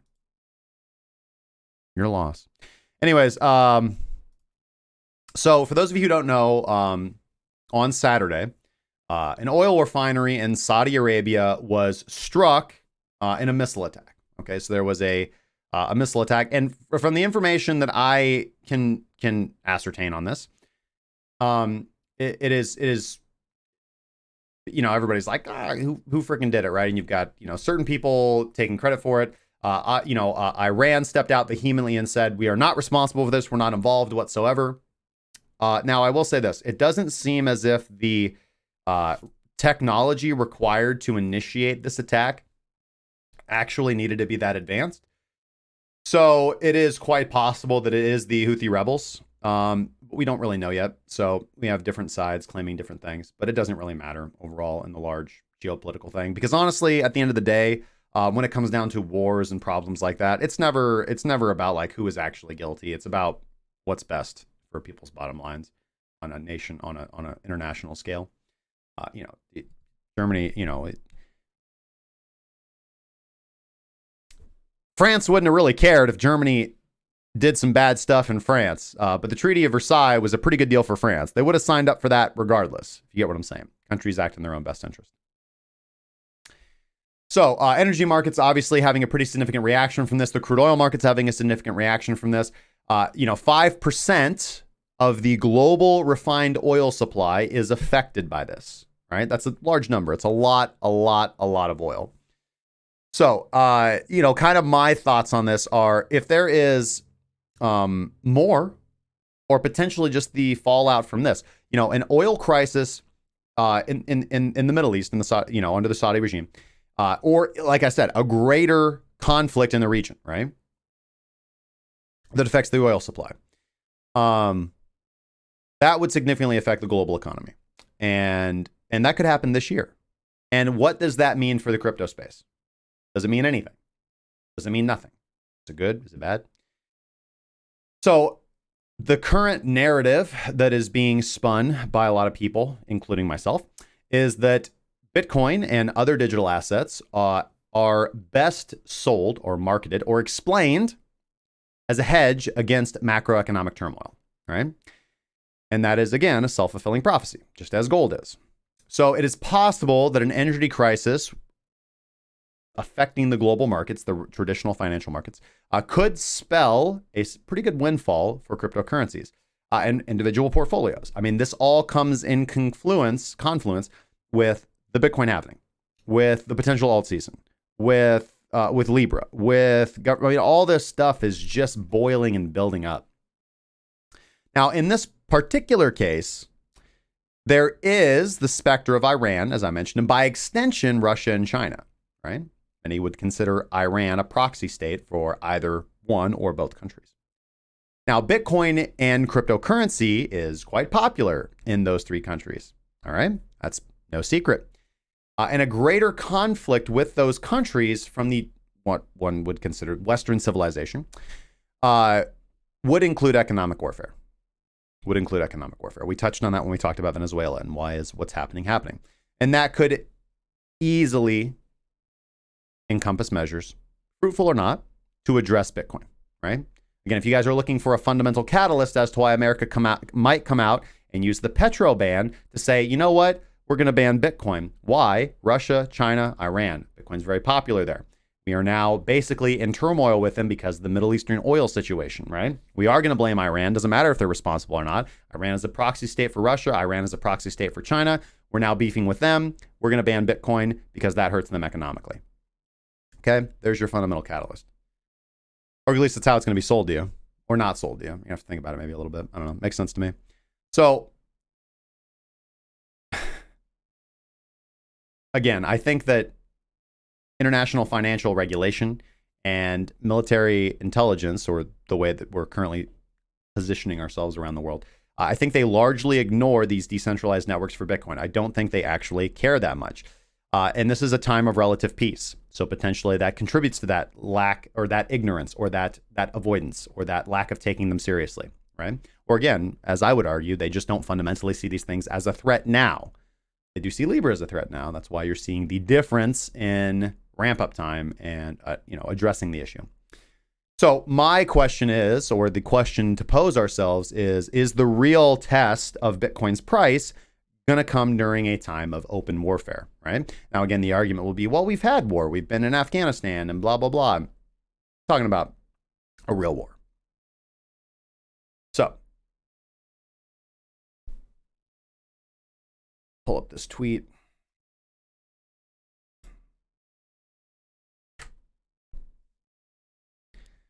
And this is from Alistair Williamson at Stockboard Asset.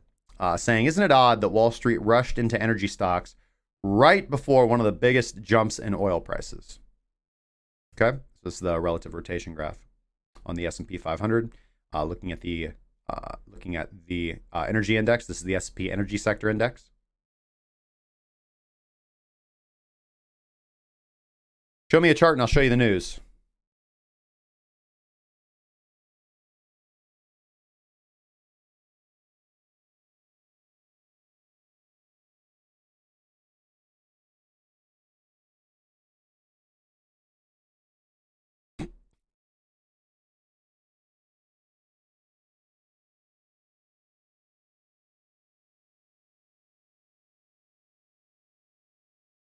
What's up, Yagami? Good to see you, man.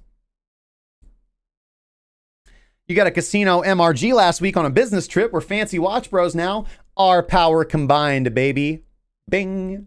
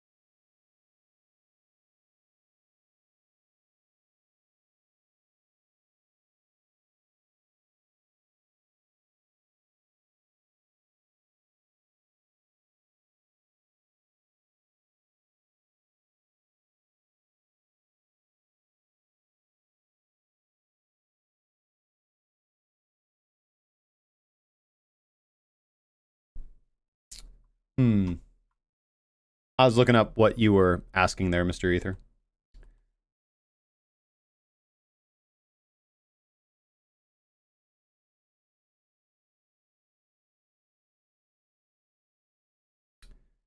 Do I think that Aramco wants to sell the company to the public because they're nearly out of oil? Honestly, I literally have no idea, to be quite honest with you. I'm not even in the position to speculate on whether they're full up or full out.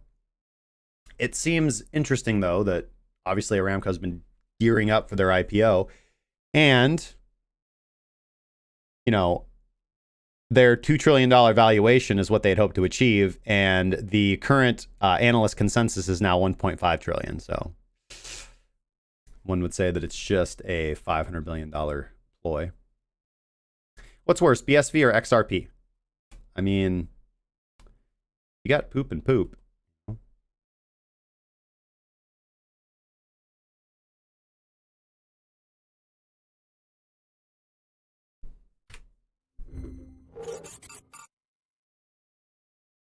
Gabriel, what's going on, man? Good to see you, bro. That chart looks like the orbit of Mercury seen from Earth or something.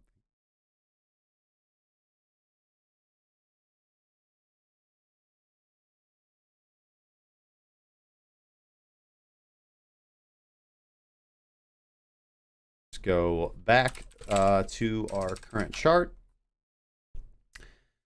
All right, so we are still on the 4-hour time frame, and we did not. Well, we got an hour left, an hour and 7 minutes, but it doesn't look like it happened. Doesn't look like we're gonna get a 4-hour reversal buy. Okay.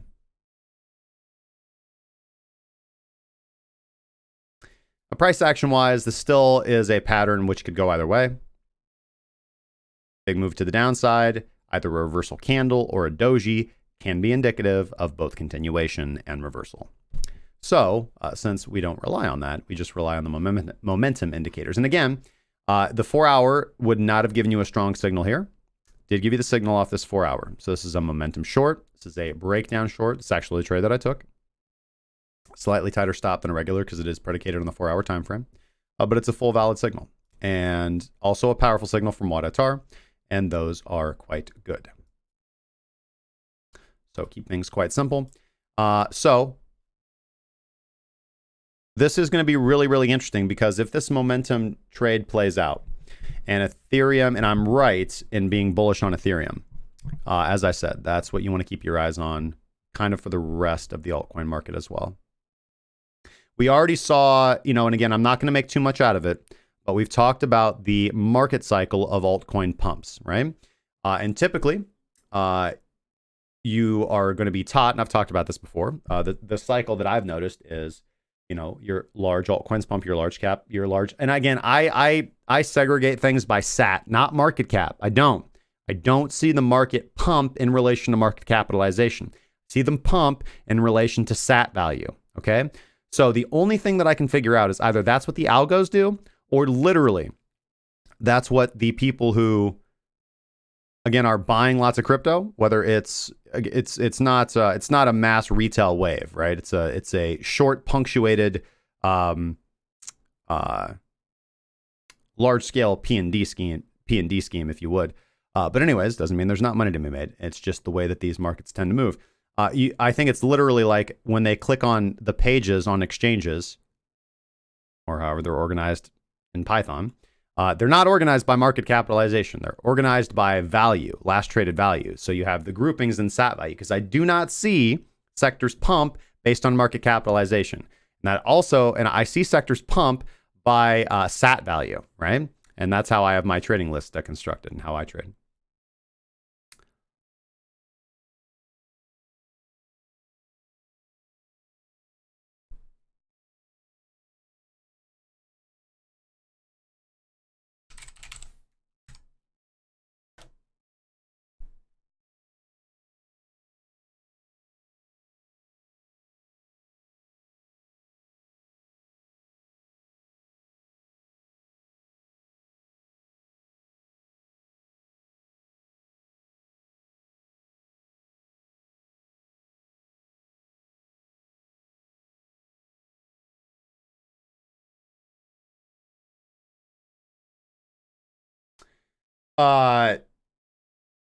RK, what am I going to be looking at on Ethereum on the daily close today? I'm going to be looking to see if there's anything that invalidates a long signal, right?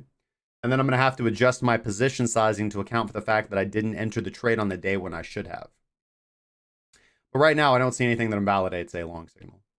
The bullish chart. So I would be on the lookout to see if we get a, anything can happen between now and 7 p.m. So if I get a time transformation cross under, or if WADA happens to dramatically close under the dead zone, or the explosion level, or if Minx crosses underneath, or if we go below the 30 period Donchian or the daily baseline.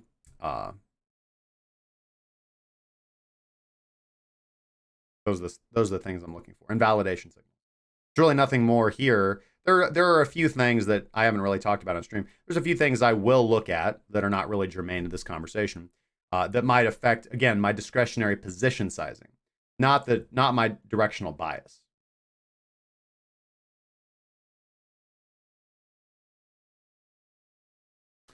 All right.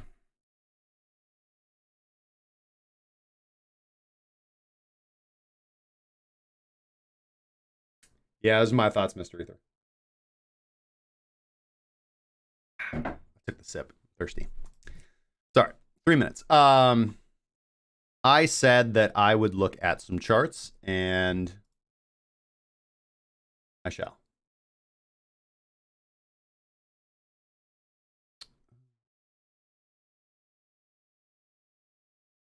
Oh, here it is. Sorry.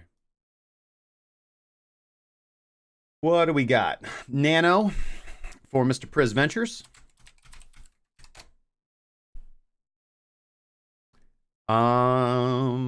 I do not like Nano right now, brother.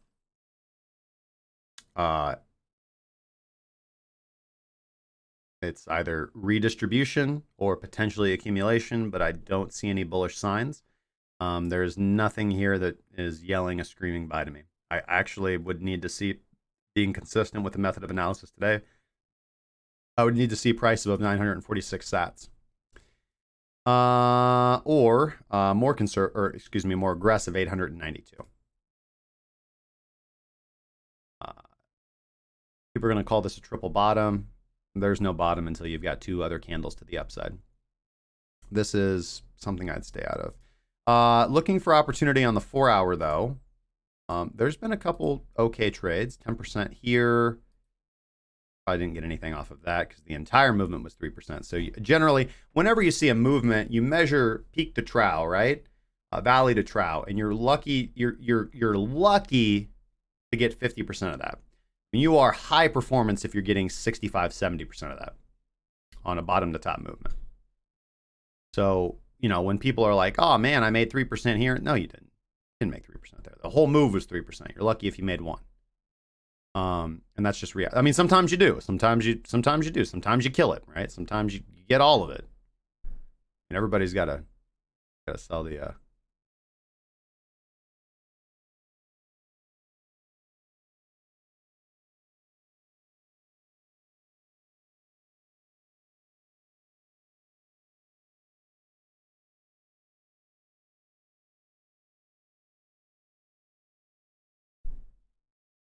I don't know what you guys are talking about. Owls are cool, man. We got owls and bulls on the table over here. ETH pushing against the bottom of a wick or two from July 16th, I think was the date. Little horizontal SNR, hell yeah. Yeah, man, I can't find anything extremely positive here about Nano BTC. You know, the only thing that I will say is potentially, you know, 3 higher lows on the 4-hour time frame. But again, that's just something to maybe say, all right, let's keep an eye on Nano, put it on the watch list, and we're still waiting for the break of resistance and a strong trending signal with volume.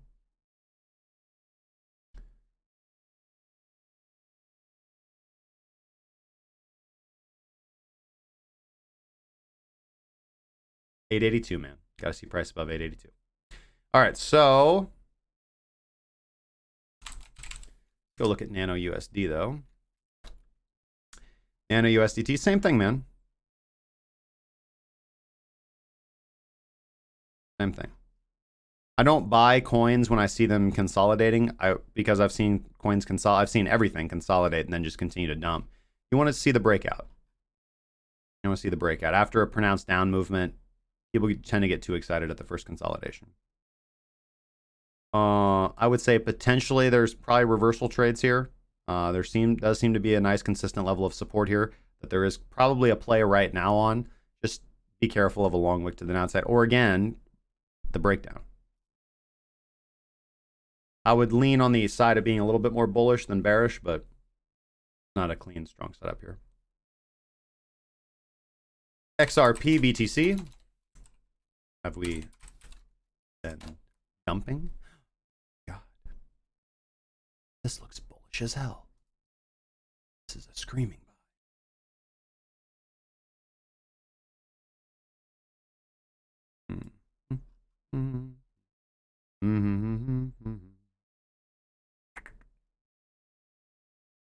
Well, I'll tell you what. So this green line I had drawn to basically denote the lowest possible area that I would ever, or basically trying to contextualize it. I don't want to say like the oh fuck moment, the oh fuck level, not really like that, because I don't really think of price in that manner. But you know, here's the range. Range broke. That's the pivot low. But anyways, here's the daily underneath the baseline. I'm actually going to be honest. This actually does not look bad. This does look what a chart would look like before a breakout, but I still want to see the breakout. I want to see price above 25.82. I want to see price above 25 because that's the only thing that would be holding you back on the daily. Other than that, test resistance, high or low. All systems are looking bullish, approaching resistance. Wait for that nice clean break. Go. Standard looks good. You're above your daily. You're above your 13 EMA. There's a lot of positive bullish stuff here, but not from a slightly more macro. So you still got your filter on. Almost there. Maybe. Is it ZERP's time? Shall we rise again? Come on, ZERP. Let's go, baby. XRP USD. Same boat. Consolidation. Consolidation. Price above, let's say 27 cents. Price above 27 cents. We're in a slightly different market. When I'm done, go to YouTube and search rotate your owl. Guaranteed laughs. I'll check it out, man, for sure. Oh, yeah, XRP. Did I see the Agrisha 40% pump and dump in 3 days?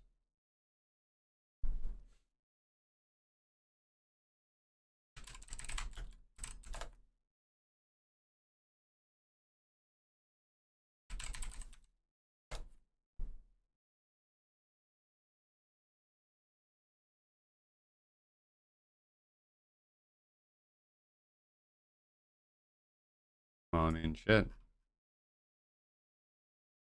That's a 72% candle right there. Yeah, when you're down in the 30 sats, man. Yeah. Yeah, this is par for the course.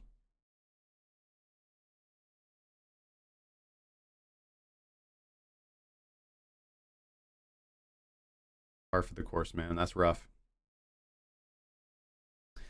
All right, guys. It is 2:04. I got to go, man.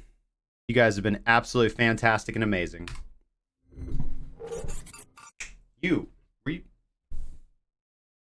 Are you like hiding in the corner when I'm doing live shows?